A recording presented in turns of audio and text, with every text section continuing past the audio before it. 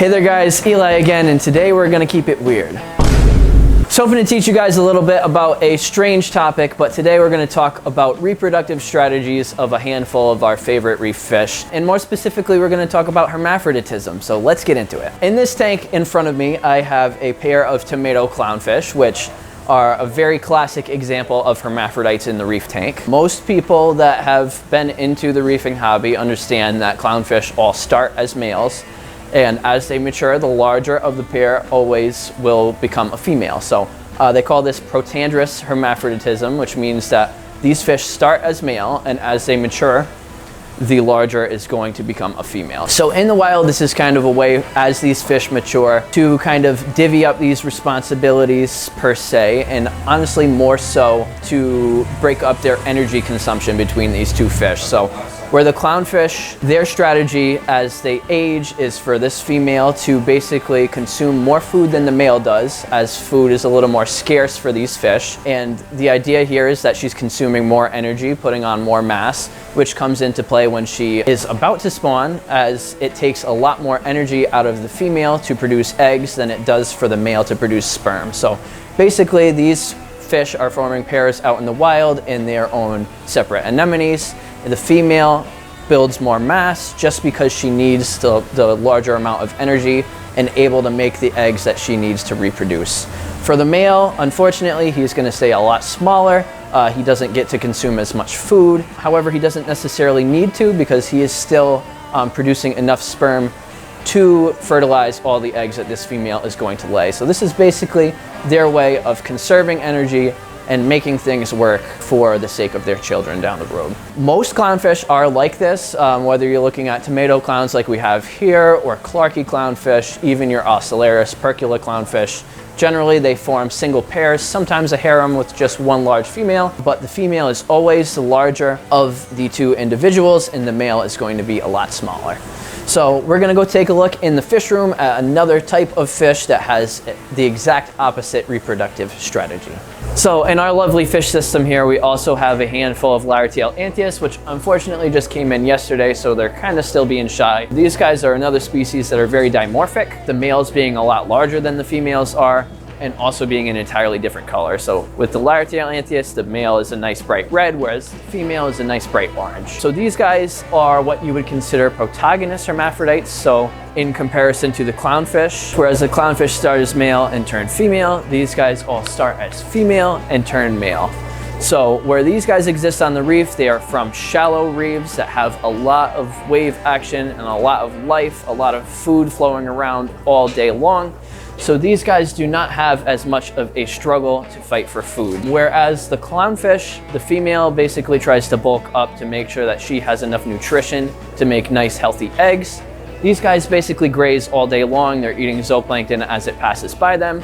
And so that's not as big of an issue for them. For this reason, these would have large harems out in the wild, where you'd have a small set of males and a bunch of females, probably 2 to 3 per each male, as these fish don't have such hard a time making the nutrition for these eggs. So this kind of plays into one of the reasons that Anthias can be one of the more difficult fish to keep in a reef tank, is because they have such a high food requirement.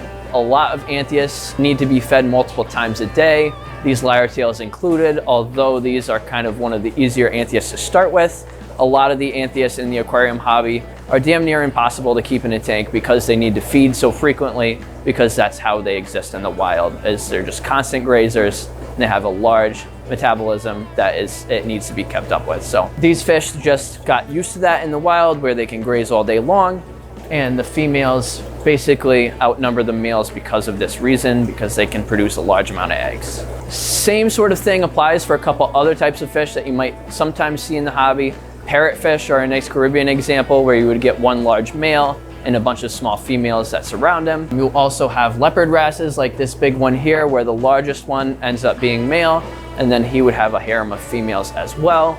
And there's a good handful of other fish that kind of play by these same rules. where the food requirement is not as much of a deciding factor in these fish's reproductive strategy in the wild. For one last final example, I'm going to have another small fish that kind of has another similar reproductive strategy as well. So in this tank here, I have yet another example of a different type of reproductive strategy for a marine fish. In this tank, I have a handful of small yellow clown gobies. I've got citron gobies and some green clown gobies as well. These are all members of the Gobiidon genus. With these fish, they do form pairs in the wild, and these pairs almost exclusively live in bird's nest or acropora corals. So these small little fish, most of them never get larger than about 2 inches, will perch in these stony corals in the wild, and that's where they call their homes. All of these fish start as females in the wild, kind of similar to the Anthias. And as they age, the larger of the two is going to become male. And as long as there is 2, they will keep this reproductive structure. However, these guys are pretty unique in the fact that they are bidirectional hermaphrodites. So whereas they start as female and transition to male as they mature, if this female is to be lost and another male was to enter the picture, it is totally possible for one of these to revert back to female, and they can continue their pair in this fashion. There is still the chance that if this was to occur, the 2 males would still squabble. It is not necessarily the easiest transition for the both of them to make back to become a female.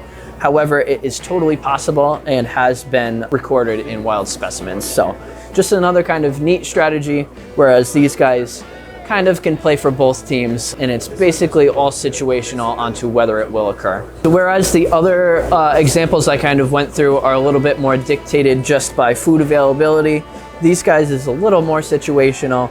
It basically is the rule of thumb that they will start female and turn male as they mature, and the male will be much larger.